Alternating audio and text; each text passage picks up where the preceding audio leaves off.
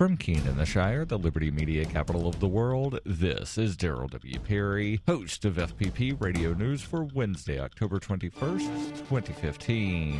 Silver is trading at $15.85 per ounce. Gold is valued at $1,177 per ounce. And according to BitcoinAverage.com, the average price of Bitcoin is $268.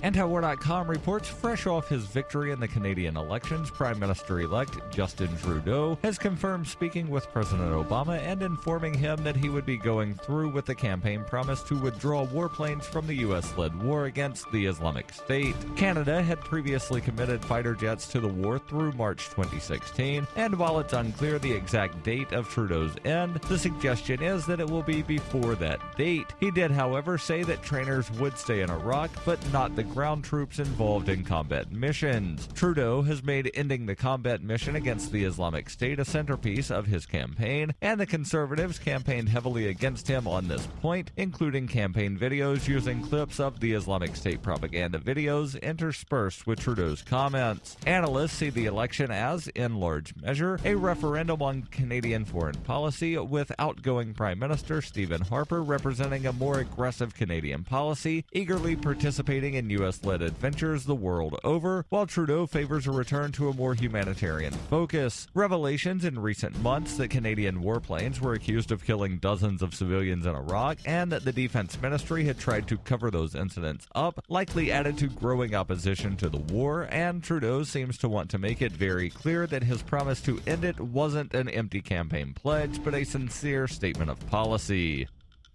FPP Radio News is brought to you by Bitcoin Not Bombs. Bitcoin Not Bombs is a launching pad for nonprofits and social entrepreneurs into the financial freedom of the Bitcoin economy. Bitcoin Not Bombs is fully committed to being the hub of the nonprofit sector of the Bitcoin economy, maximizing the potential cross-promotion of all our clients and commercial partners. To learn more, visit bitcoinnotbombs.com.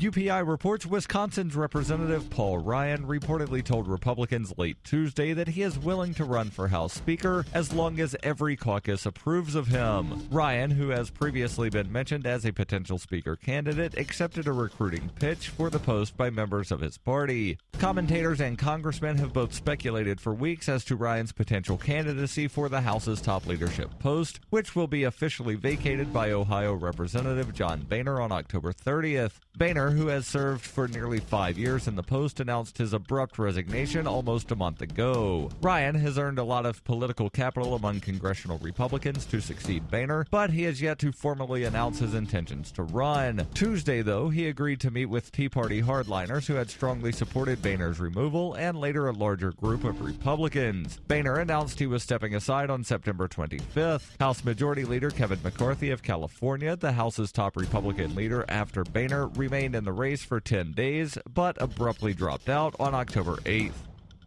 For over 35 years, Robertson Roberts has been a trusted source for buying and selling your investment-grade precious metals. They also take Bitcoin for precious metal purchases and permanently removed the minimum purchase order for all orders paid in the digital currency. Call Robertson Roberts today for knowledgeable advice on investing and a forward-thinking approach to new technologies. 850-478-5270 or online at rrbi.co.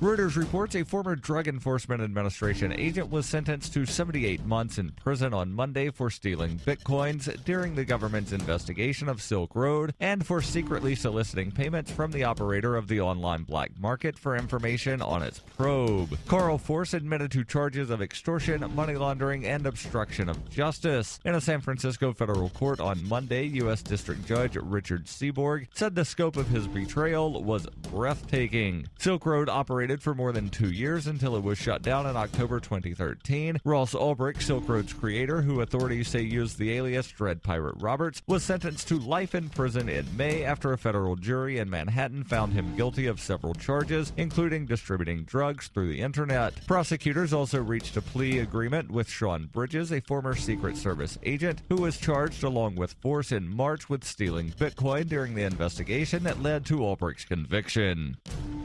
This has been FPP Radio News, online at fppradio.com.